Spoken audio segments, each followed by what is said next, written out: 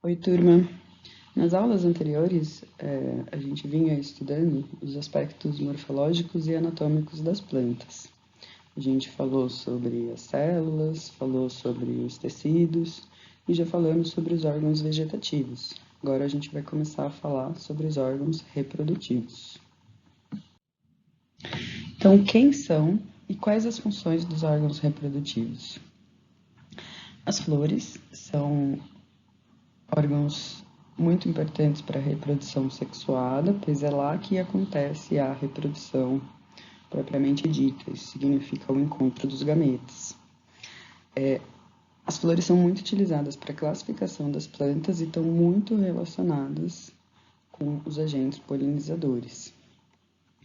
Os frutos e sementes também são órgãos reprodutivos. O fruto está relacionado com dispersão da semente, proteção durante o desenvolvimento da semente, ou seja, o desenvolvimento do embrião, e um armazenamento de substâncias nutritivas.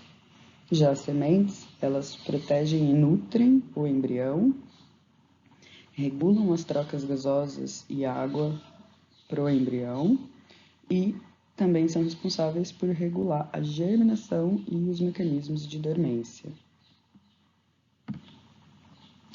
Todos esses órgãos reprodutivos, eles têm usos econômicos. Então, frutos e sementes estão muito relacionados com o uso alimentício, existe um uso industrial dessas partes das plantas, um uso medicinal, ornamental e uso também em cosméticos. Qual a origem de cada um desses órgãos? Então, a flor ela vai surgir na planta a partir de folhas modificadas, que vão sair ali das gemas axilares ou apicais.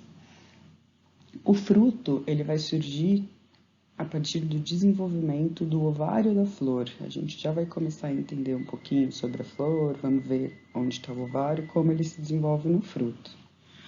E a semente ela vai ser o desenvolvimento do óvulo fecundado. Então, com isso, a gente já tem uma informação, né? Que nas flores, a gente vai ter o ovário e o óvulo, de onde vão se desenvolver os frutos e as sementes. A gente vai falar um pouco mais sobre flor nessa primeira parte da aula. Na segunda parte da aula, a gente vai falar sobre frutos e sementes. Bom, se a gente relembra essa imagem, isso é um cladograma das plantas terrestres, que são as embriófitas. As embriófitas todas retêm o embrião durante o seu desenvolvimento lá na planta-mãe. E aqui, na verdade, a gente vai estudar um pouco mais sobre esses aspectos evolutivos nas próximas aulas, mas aqui eu só queria relembrar isso de que a semente ela é uma estrutura que já surge a partir das gimnospermas. Então, gimnospermas e angiospermas têm sementes. Isso faz com que a gente chame esse grupo de espermatófitas. A presença de flores e frutos é exclusivo de angiospermas.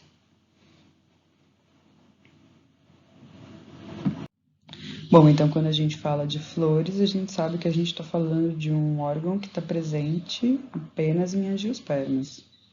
Angiospermas vem de uma terminologia grega onde angion significa urna, vaso e esperma significa semente. Então, dizendo que a semente fica dentro dessa urna, um vaso. Então, que o óvulo está dentro do ovário.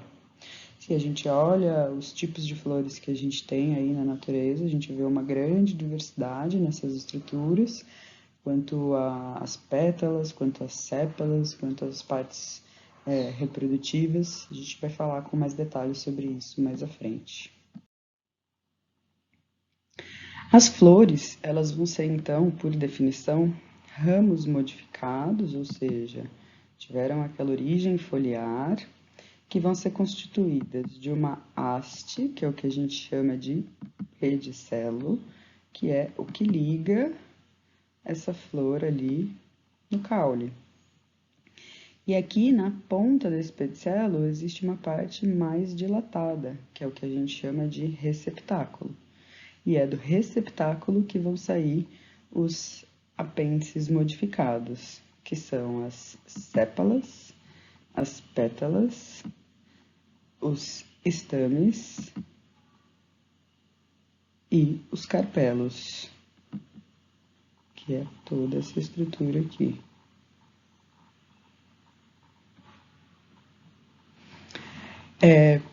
Quando a gente fala nesses apêndices todos, a gente pode falar em verticilos florais. Então, a gente tem os verticilos, que a gente chama de verticilos estéreis, que estão relacionados com proteção e atração de polinizadores, que vão ser as sépalas e as pétalas.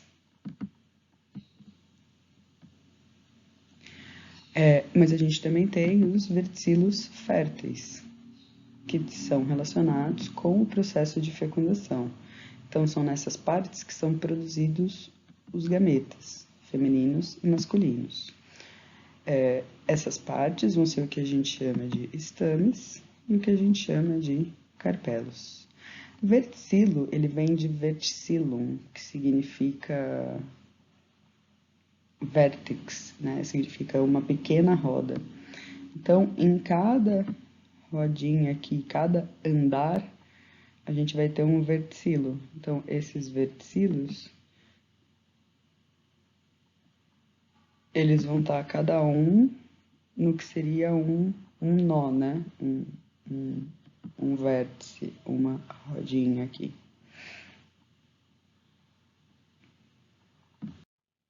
Bom, então nós vamos começar falando sobre os verticilos estéreis, que são as sépalas e as pétalas.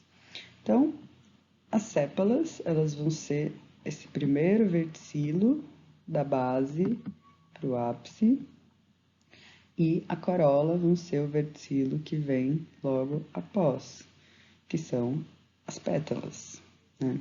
Então, notem que aqui a gente tem como se fosse um primeiro andar, um primeiro verticilo, onde está o cálice, e aqui temos um segundo verticilo, onde estão as pétalas. O cálice, né, essas sépalas, quando a gente fala em cálice, a gente está falando no conjunto de sépalas. Quando a gente fala em corola, a gente está falando no conjunto de pétalas. O cálice, essas sépalas vão ser muito similares às folhas. A maioria vai ser de cor verde e vai ficar logo abaixo das pétalas. Uma função ao longo do amadurecimento vai ser proteger os frutos e no início do desenvolvimento proteger a inflorescência.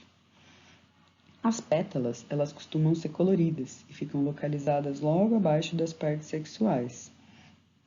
Estão muito relacionadas com a atração de insetos, pássaros e alguns mamíferos aí que atuem como agentes polinizadores. Entender essas partes da flor ganham o nosso selo aqui de importante. Então, é importante a gente conseguir reconhecer a diferença entre todos os verticilos de uma flor. A gente tem também os verticilos férteis, que são o que a gente chama de estames e carpelos. Os estames, eles são a parte reprodutora masculina, enquanto os carpelos são a parte reprodutora feminina. Então, o conjunto de estames é o que a gente chama de androceu. E androceu é o órgão reprodutor masculino em si.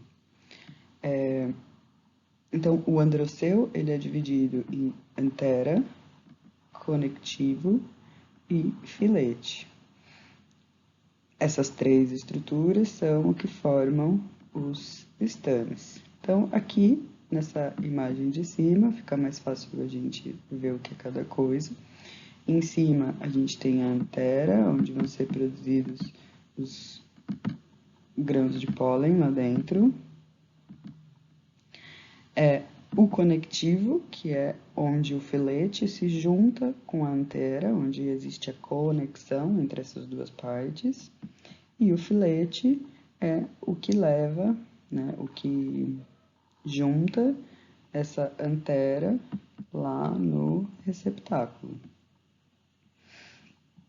Se a gente olha nessa outra imagem aqui, a gente consegue ver aqui em cima a antera, o conectivo dificilmente a gente visualiza, vou fazer aqui em azul, seria esse pontinho de conexão, e aqui para baixo o filete.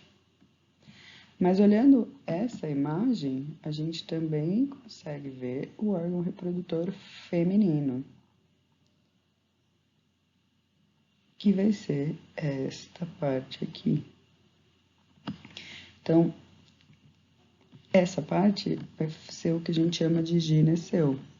O gineceu é o órgão reprodutor feminino, que vai ser composto pelo estigma, que é essa parte superior mais dilatada, onde vão cair os grãos de pólen, para que ocorra a fecundação. Além do estigma, tem o estilete, que vai ser essa parte aqui, que liga o estigma lá no ovário. Quando a gente fala em carpelos, a gente está falando nessa região aqui do ovário. Então, essa parte, na verdade, todas as partes das flores são folhas modificadas. O carpelo são folhas modificadas que se fecham aqui, protegendo o óvulo. Então, dentro do ovário, a gente tem o óvulo que será fecundado. Aqui nessa imagem de baixo, a gente consegue ver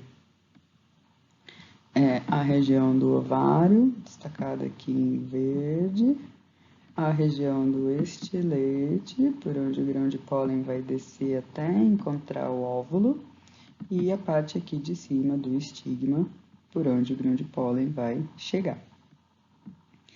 Nessa outra imagem aqui de baixo, a gente consegue ver essa parte aqui que seria do receptáculo e aqui os ovários. Então, essa planta aqui tinha 4 carpelos.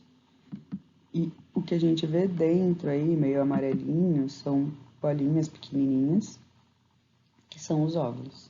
Então, dentro de cada carpelo, dentro de cada ovário, a gente tem vários óvulos. Isso também ganha o nosso selo de importante. Bom, e aí a gente vai entrar nessa parte de classificações. Então, existem as classificações para verticilos florais estéreis, que vão ser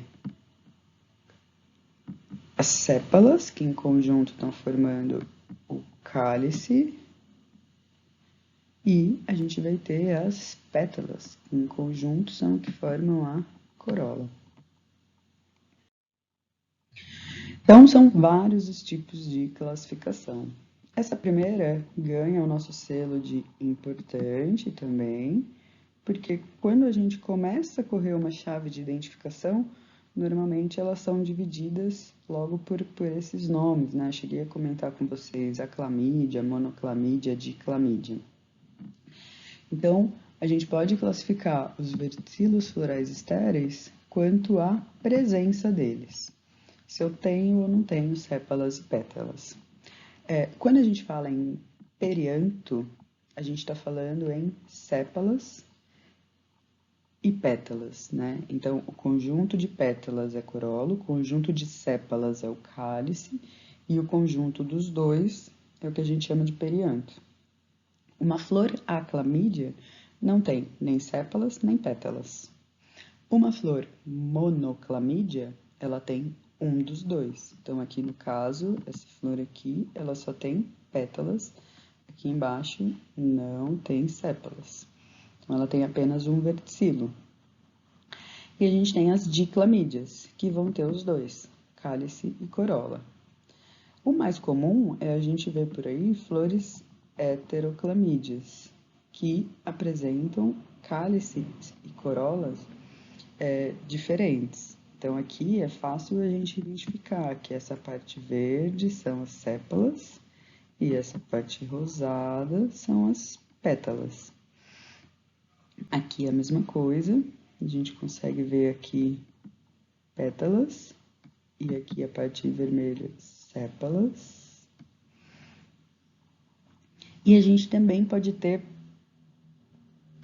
pétalas e sépalas iguais. E isso vão ser, dentro das flores de clamídias, o que a gente chama de homoclamídias. Então, aqui, notem que as pétalas, elas são iguais às sépalas, que estão ali num verticilo abaixo. Então, quando é assim, a gente vai ter o que a gente chama de tépalas, né? Que é quando a sépala e a pétala é igual.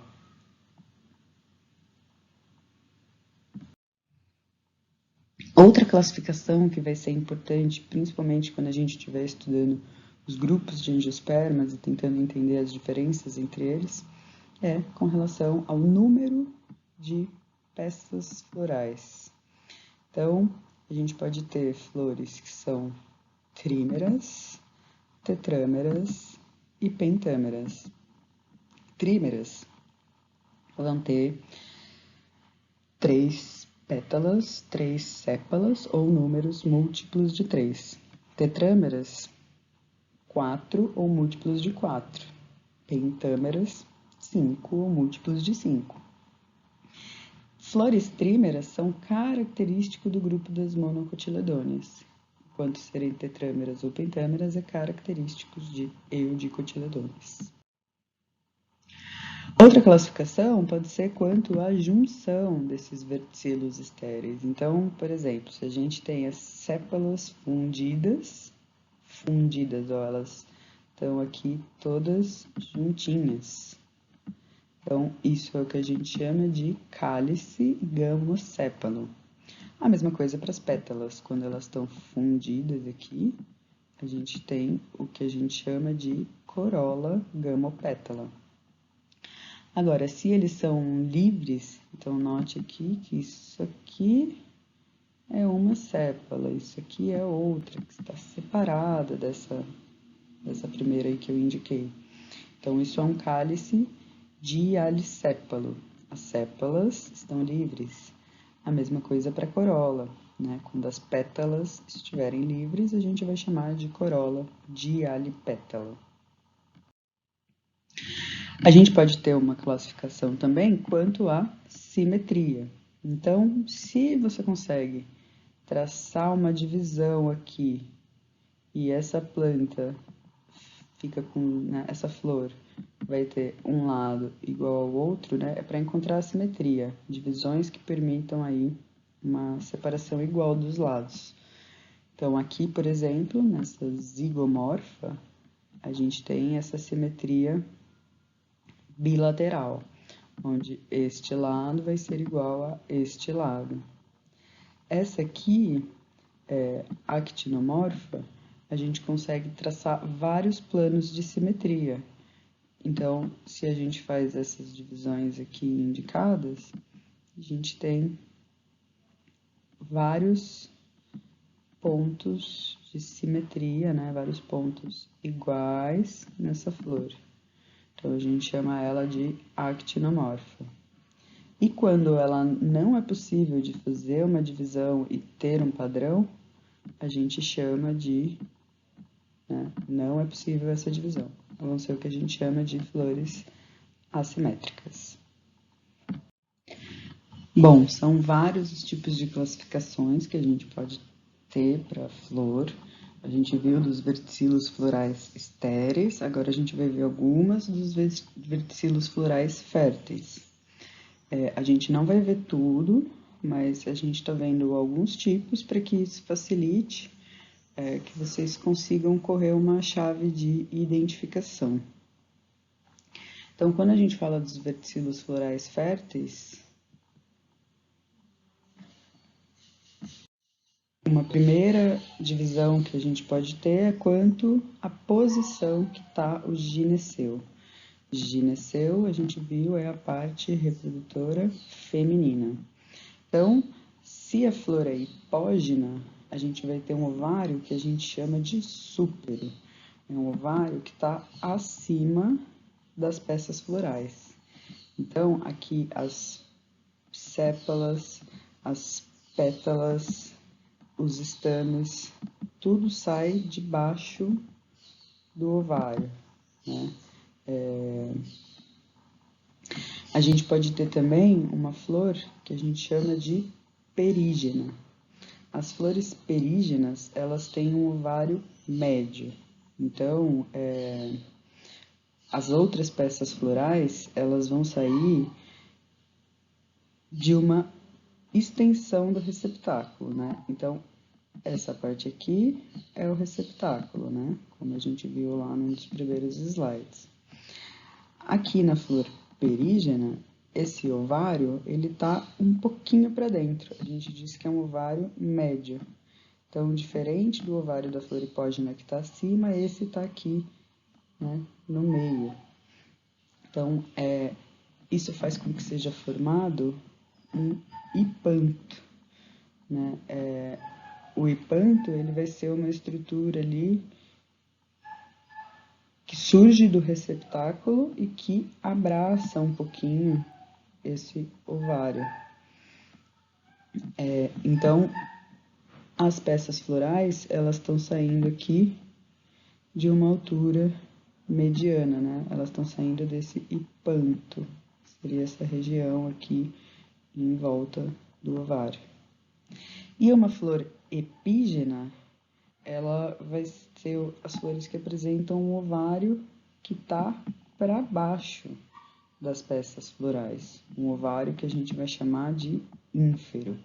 Então, aqui, se a gente repara, a gente vê que as sépalas, as pétalas e os estames estão saindo todos de cima do ovário.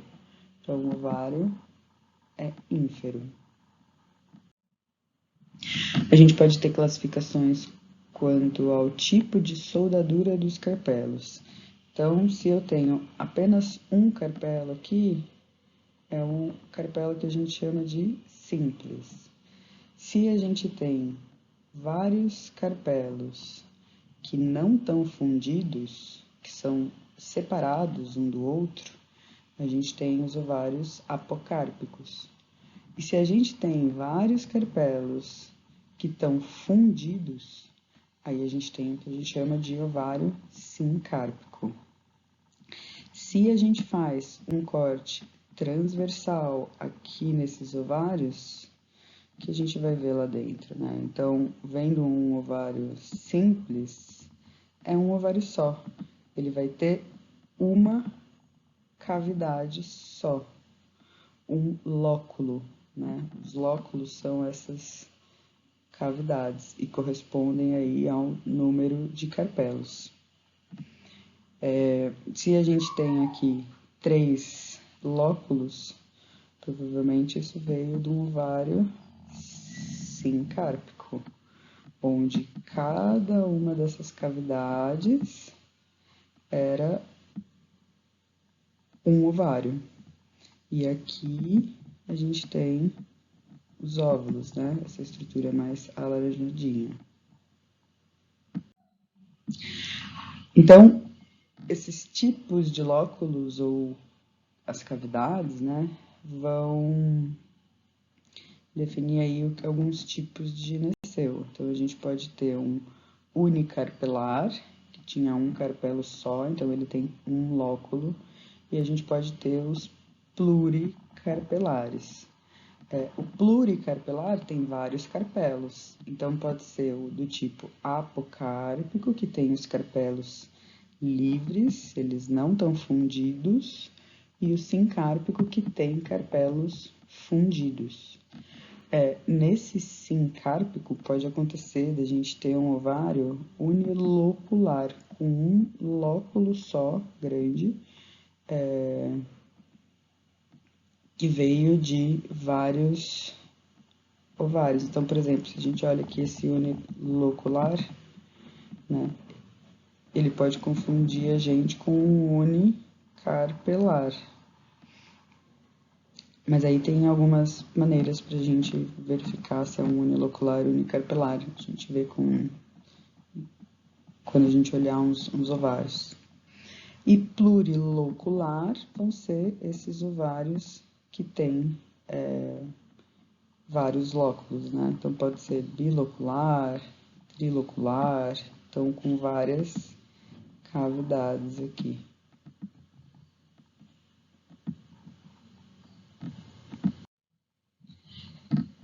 E a maneira como esses óvulos estão presos no ovário vai depender da placentação, né? A placenta é esse tecido que gruda os óvulos na parede do ovário. Então, isso pode ser uma placentação marginal, né? Que vai aqui na margem de uma das partes aí desse carpelo. Isso é típico